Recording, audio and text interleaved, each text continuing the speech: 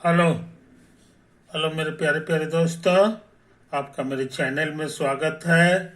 मेरे चैनल का नाम है रजनीकांत सिन्हा। ये यूट्यूब का चैनल है ना। आप जानना चाहोगे कि मैं इस वीडियो में क्या करने जा रहा हूँ। तो मैं इस वीडियो में जो है जो कर रहा हूँ वो पिछला लेक्चर हमारा जो था शायद नंबर 10 था, 10 का 1, आज शायद 10 का 2 होगा, है ना। उसमें जो है हम काम कर रहे थे सेंट्रल फोर्सेस के बारे में। सेंट्रल फोर्सेस के बारे में हमारा 10 लेक्चर हो गया है, मगर थोड़ा बहुत और काम करना है कि नहीं। यही चीज़ है। तो तुम जानना चाहोगे कि इस वीडियो में क्या करेंगे। तो इस वीडियो में जो है हम बिना लेट किए हुए अपने सब्जेक्ट मैटर पे आ जाए, है कि नहीं। यही तो है कहानी। तो देखो हम यहाँ तक काम कर चुके हैं। हम ये काम कर चुके हैं, इसको हम फिर से तुमको दिखा दें, है कि नहीं। यही है 2.110 और 2.1 इसके पहले वाला होगा, वो यही सब रिजल्ट था। तो क्या क्या रिजल्ट था ये जरा फिर से देख लो। ये तुम्हारा एलिप्स है कि नहीं। ये एलिप्स है X square by A square, X square by A square plus Y square by B square is 1, है कि नहीं। है इस पर कोई एक पॉइंट पी ले लें। ये फोकस है एस, ये देखो यहीं पर था, एस हमारा फोकस है ए,0, और एक और फोकस होता था -a,0। तो यहाँ से ये पी इसी एलिप्स पर का कोई एक पॉइंट है। तो ये जो दूरी है एस पी और एस डैश पी, दोनों का जो जोड़ होता था वो पूरा इतना के बराबर हो जाता था। आई पूरा इतना कितना है, तुमको लिखा हुआ 2a है। यही हमारा पहला नियम था, है ना। ये काम हम कर चुके हैं। दूसरा क्या था सो समझ लो, एस डैश वाई गुना S Z. S Z photo में क्या है सो समझ लो, एस जेड परपेंडिकुलर है एस से, किस पर, टेंजेंट पर। और एस डैश जेड भी, एस जेड वाई भी जो है परपेंडिकुलर है उसी टेंजेंट पर। और यही दोनों का जो प्रोडक्ट है ये बी स्क्वायर के बराबर हो जाता है। देखो यही लिखा हुआ है ना ये। अच्छा, एक और था angle Y P S dash, जिसको हम ऐसे भी लिखे थे कि ये जो ट्रायंगल है Y P S dash, Y P S dash, एक और इसी तरह का ट्रायंगल इधर मिलेगा जेड पी एस। ये दोनों सिमिलर हो जाता है। कारण यह है कि ये जो एंगल है और ये एंगल दोनों बराबर होता है कि नहीं। आई 90 हो गया तो अपने आप तीसरा वाला भी बराबर होगा। तो ये सिमिलर ट्रायंगल है। सिमिलर ट्रायंगल के बारे में पता है कि कोरस्पॉन्डिंग साइड्स का रेशियो जो होता है वो सेम हो जाता है कि नहीं। तो ये सारी चीजें तुम्हारी सीखी हुई थी। तो यही चीज है। यहाँ पर क्या है तो समझ लो, consider a particle moving under the action of central force. एक पार्टिकल पी है जो सेंट्रल ऑफ फोर्स हमारा ओ है, उसी के तहत जो है ये घूम रहा है। और इसका रास्ता कैसा है सो हमको पता है, its orbit is an ellipse. यही एलिप्स जो है यह है जिसका इक्वेशन हम बार बार वही लिख रहे हैं, X square by A square plus Y square by B square, है कि नहीं। यही तो है। हम जानना चाह रहे हैं सिर्फ इतना सा जानकारी से क्या हम सेंट्रल फोर्स का वैल्यू निकाल सकते हैं। सेंट्रल फोर्स का मतलब एफ हो गया है कि नहीं। तो एफ निकालने का हमारे पास क्या फॉर्मूला है बोलना नहीं चाहिए, ये हम लिखा चुके हैं, है कि नहीं। तो सेंट्रल फोर्स का निकालने का सबसे आसान फॉर्मूला जो था मेरा यही था, H square by P Q, H square by P Q into D P by D R. लेकिन ये फॉर्मूला के साथ दिक्कत क्या है जनाब कि आपको पी और आर में इक्वेशन चाहिए पाथ का, और यहाँ एक्स और वाई में दिया हुआ है। तो इसको जो है ना ये पी और आर में चेंज करना, माने पेडल स्क्वेयर इक्वेशन में इसको पहले चेंज करना होगा। तब ये फॉर्मूले लगाएंगे तो हमको कट सा आंसर आ जाएगा। समझे कि नहीं? यही तो है कहानी।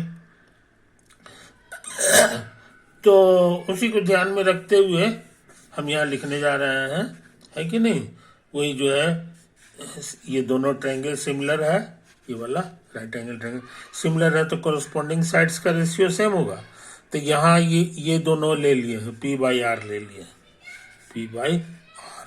तो इसी का जोड़ीदार इधर हो जाएगा, ये वाला और ये वाला, है कि नहीं? इसको कहेंगे एस जेड, इसको कहेंगे एस पी, है कि नहीं? तो S Z by S P हो जाएगा। ये तो हम लिखे हैं। तो ये जो नियम था उसी से ये वाला पैदा हुआ, है कि नहीं? तो ये यहाँ पे लिखा हुआ है कि बाई 219 का तीसरा वाला, ऐसा ना? सच पूछो तो ये तीसरा का इस्तेमाल हमने किया है। अच्छा, अब एस जेड कितना होगा, समझे?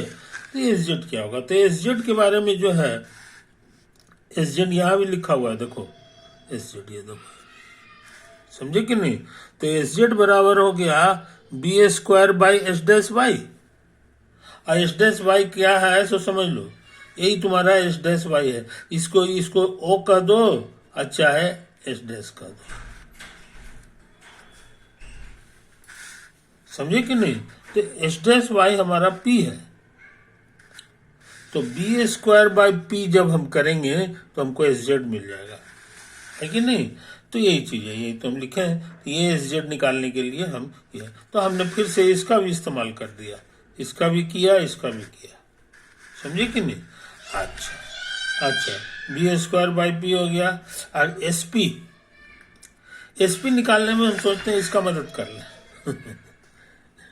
तो एस पी जो है इस फॉर्मूला से आ जाएगा 2a minus S dash P, 2a minus S dash P. S dash P हमारा यही वाला है यहाँ, जो कि आर के बराबर है, तो हम इतना लिख दिए, बन गया मेरा पेडल इक्वेशन। ये देखो, ये पी और आर है, इसमें भी पी आर है, इसको ऐसा करते हैं इधर भेज देते हैं, है कि नहीं? ये आर को जो है यहाँ भेज दो तो बी स्क्वायर आर अब बाई पी हो गया, है कि नहीं? और इसको यहाँ भेज दो तो p into 2a minus are हो गया। सिंप्लीफाई कर रहे हैं, ये वाला यहाँ चला गया तो हमको ये मिल गया। नेक्स्ट, अब जो है क्या करना चाह रहे हैं सो समझ लो। अब जो है हम यहाँ पे सिंप्लीफाई कर रहे हैं, ये p को सोचते हैं इधर ले आवे तो B square by P square हो गया, और आर को सोचते हैं इधर भेज दें तो इसके नीचे आर आ जाएगा, तो अलग अलग करेंगे तो 2a बाई आर और -1 हो जाएगा। तो लगता है हम यही चीज लिखें, 2a बाई आर -1, और इधर हो गया B square by P square. तो ये फार्मूला जो है हमारे बड़े काम का चीज है। ये p होगा B square by P square, और आर को हमने इधर भेज दिया, ये भी हमारा सही है ना? यही हमारा पेडल इक्वेशन हो गया, पेडल इक्वेशन हो गया। ये देखो पी आर इक्वेशन हमने लिखा है एलिप्स का, है ना? हाँ, having centre of force is focus, ये फॉर्मूला हमारा तब आया है जब हमारा फोकस जो है, फोकस या जिसको पोल भी कहते थे, वो हमारा ये एस डैश है। इसी को यहीं से हम लोग परपेंडिकुलर ड्रॉ किए थे, तो ये पी हो गया और ये हमारे लिए आर हो गया। तो पी आर इक्वेशन हम लोग जान गए हैं। तो यहाँ पर ओ और एस डैश में कोई फर्क नहीं है, तो ओ के रिस्पेक्ट में हम सारा काम किए। अच्छा, अब सुन लो, अब सोच रहे हैं ना कि यहाँ पर डी बाई डी आर लगा दे इसमें, तो इधर भी लगाना पड़ेगा, वही तो हम लगाए हैं। अच्छा, अभी माइनस है तो डी बाई डी आर दोनों जगह आएगा, और 2a कांस्टेंट है इधर आ गया तो 2a, और 1 बाई आर का डेरिवेटिव पढ़े हैं 1 बाई एक्स का, तो 1 बाई एक्स का डेरिवेटिव होता है -1 by x square, -1 by x, तो उसी नियम से ये हो गया, समझे? अच्छा, और देखो, अब सोच रहे हैं ना कि ये बी स्क्वायर को, बी स्क्वायर कांस्टेंट है तो कांस्टेंट का इधर आ गया, है कि नहीं? अच्छा, 1 बाई पी क्यू का पी स्क्वायर है, उसका डेरिवेटिव निकालना। तो पी पे -2 पावर है, तो -2 पावर वाले का डेरिवेटिव होता है -2, इधर आ गया और 1 पावर घटेगा, तो ये हो गया -2 इंटू पी क्यू, बस। तो ये आ गया इसका डेरिवेटिव जो है, इसका जो डेरिवेटिव है 1/p² का, ये -2 इंटू पी क्यू आ गया। समझे कि नहीं? यही तो है। और ये वाला जो है ना, ये कांस्टेंट था b², इसको यहाँ लिख दिया। b² कांस्टेंट है, इसको हमने लिख दिया। तो इस चीज को समझ लो, इस चीज को समझ लो, इतना हो गया। अच्छा, ये तो p के रेस्पेक्ट में हुआ ना, हमको निकालना है r के रेस्पेक्ट में, तो यहाँ एक बार और गुना करना होगा। ये देखो यहाँ r के रेस्पेक्ट में, तो इसीलिए dp को ऊपर लिख दिया और dr को नीचे लिख दिया, इससे गुना करना होगा। समझे कि नहीं? तो इतना सारा कैलकुलेशन हम लोग कर चुके हैं। अच्छा, ये माइनस गलत लिखा हुआ है जी, माइनस को सुधार लो। अच्छा, और देखो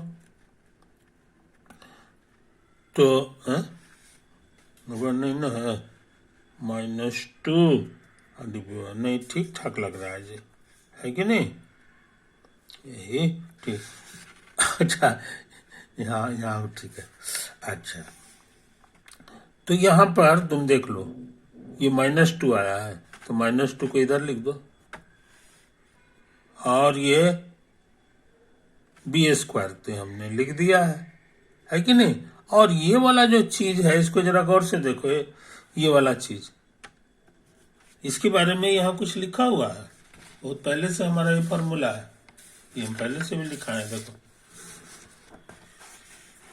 1/pq और dp/dr, h² को इधर ले आए तो f/h² हो जाएगा ये, वही तो यहाँ लिखा हुआ, f/h² लिखा हुआ। समझे कि नहीं? तो इस चीज को समझ लो, इस चीज को समझ लो, समझे कि नहीं? अच्छा, तो भाई ये पूरा चीज जो है इतना हो गया। अच्छा, अब इसको गौर से देखो, काम हो गया, ये माइनस माइनस कट गया, माइनस माइनस कट गया, और यहाँ जो है ये जो है f बराबर आ जाएगा h²/b² नीचे आ जाएगा, तो h²/b² है कि नहीं? h²/b², और साथ ही साथ यहाँ पर a भी है, 2 तो कट गया, लेकिन जो है a भी है। समझे कि नहीं? तो हमने लिख दिया, ये देखो यहाँ है a h²/b²। पूरा खतरनाक चीज को शॉर्ट में म्यू नाम दे दिया जाता है। याद रहे, यहाँ पे सब चीज कांस्टेंट है। ए तो कांस्टेंट है एलिप्स का, ये पूरा होता है 2a, तो यहाँ से यहाँ तक जो है a हो जाएगा, ये भी कांस्टेंट है। फिर जाके b भी कांस्टेंट है, इसका जो है ये होता है, तो b भी कांस्टेंट है, h भी कांस्टेंट है, क्योंकि सेंट्रल फोर्स का काम कर रहे हैं, सेंट्रल फोर्स का काम हम लोग कर रहे हैं। तो सेंट्रल फोर्स में हम कई बार बता चुके हैं कि सेंट्रल फोर्स की सबसे बड़ी विशेषता आता है कि इसमें h जो है कांस्टेंट हो जाता है। देखो यहाँ पे हम पहले भी कर चुके हैं, यही था सेंट्रल फोर्स का पढ़ाई, है कि नहीं? तो सेंट्रल फोर्स में जो है, ये देखो यहाँ लिखा हुआ है h इज ए कांस्टेंट। तो नतीजा ये है जनाब कि यहाँ पर जो म्यू को हम इतना शॉर्ट में लिख दिए हैं, है कि नहीं, ये हमारा कांस्टेंट है, कांस्टेंट है। और ये 1/r² उतारना होगा यहाँ से, ये देखो यहाँ पे 1/r², ये हो गया। और म्यू कितना है यहाँ पे लिखा हुआ है, ah²/b²। तो अच्छे लड़के इन छोटी छोटी बातों को भूलते नहीं, है ना? ये जो मजेदार कैलकुलेशन है, ये जो मजेदार कैलकुलेशन जो है, ये किसका खोजा हुआ है, सो समझ लो। ये कैलकुलेशन खोजा हुआ है न्यूटन का, 350 बरस पहले हुआ था, 350 बरस पहले का ये मैथमेटिक्स है कि नहीं? और ये कांस्टेंट है, कांस्टेंट हट गया तो नतीजा है वेरीज एज 1/r² हो गया। इसी को न्यूटन साहब ने कहा कि अरे भाई सेंट्रल फोर्स का फॉर्मूला जो है ये जो है प्रोपोर्शनेट होता है ना, इसी का नाम पड़ गया inverse square law. Inverse square law, समझे? तो अंदाज से उन्होंने नहीं पता लगाया था कि इनवर्स स्क्वायर लॉ है। केपलर ने यही बताया था कि प्लैनेट जितना है वो सब घूमता है एलिप्टिकल पाथ पर, एलिप्टिकल पाथ पर, समझे कि नहीं? ये तो है। तो ये P फॉर प्लैनेट हो गया। जितना भी 7 प्लैनेट है सबका यही हाल है। और उसका रास्ता कैसा होता है ये केपलर साहब पता लगा लिए थे देख देख के दूरबीन से, है ना, कि सब एलिप्टिकल है। और किसके चारों ओर घूम रहा है? तो सूरज के चारों ओर घूम रहा है। और सूरज कहाँ रहता है? सूरज यहाँ नहीं रहता है, सूरज यहाँ रहता है, फोकस पे रहता है। देखो ये सेंटर ऑफ फोर्स है, इसका मतलब होता है कि ये खींच रहा है, तभी जो है ऐसा चल सकता है, समझे कि नहीं? तो न्यूटन इसी को देख के अंदाज लगा लिए कि हो न हो सूरज जो है खींच रहा है धरती को, मंगल को, जितना ग्रह है 7 को प्लेनेट है 7 को खींच रहा है कि नहीं? वो खींच रहा है। पहला चीज ये पता लगाया। दूसरा चीज ये पता लगाया कि ये जो पाथ है वो इशारा कर रहा है कि इनवर्स स्क्वायर काम कर रहा है, यानी इसका मास अगर m ले लें और इसका मास m ले लें तो इसके बीच का जो फोर्स होगा, समझे, ये जो फोर्स होगा वो हो जाएगा मास तो रहना ही रहना है अब बटा ये दूरी का स्क्वायर, समझे। यहाँ एक कांस्टेंट भी होता है, एक कांस्टेंट जी हो जाता है। तो न्यूटन का जो इन्वर्स ये जो ग्रेविटेशनल लॉ ऑफ फोर्स है ये एक्चुअली इसी से पैदा हुआ है। ये जादू मंत्र से नहीं पता चल गया कि यहाँ दूर होगा, ये 3 होगा 4 होगा, कुछ भी हो सकता था। लेकिन उन्होंने ये पता लगाया कि रास्ता चूंकि ऐसा है इसलिए हो न हो इन्वर्स स्क्वायर लॉ इसमें लागू हो रहा है, समझे कि नहीं? तो ये बेहतरीन पढ़ाई तुम आज सीख चुके हो, है कि नहीं? इसीलिए इसी का नाम साइंस है, जो आज तक फिर गलत नहीं कटा है। कितना भी जो है नाप जोक हो रहा है, लोग वहां जा भी रहे हैं, ये कर रहे हैं, लेकिन ये एक 10 का 10 है कि नहीं? इसके पीछे क्या कारण है? साइंस इसी का नाम है। तो साइंस के जन्मदाता के रूप में जो है न्यूटन को याद किया था। तो न्यूटन का इन्वर्स स्क्वायर लॉ का प्रूफ इसी बहाने तुम जान गए, इसी बहाने जान गए, है कि नहीं? तो आज हम यहाँ तक काम किए हैं, काम किए हैं। अब सोचते हैं अब बाकी बात अगले दिन करेंगे, है कि नहीं? आज जो है इतना ही तक रहने दें, है कि नहीं? यही चीज है। तो केपलर ने मेहनत किया, फिर मैथमेटिक्स का यानी दिमाग लगाया उन्होंने। वो थे ये क्या कहते हैं न्यूटन साहब थे, उन्होंने इन दिमाग लगाया, इस तरह से हो गया।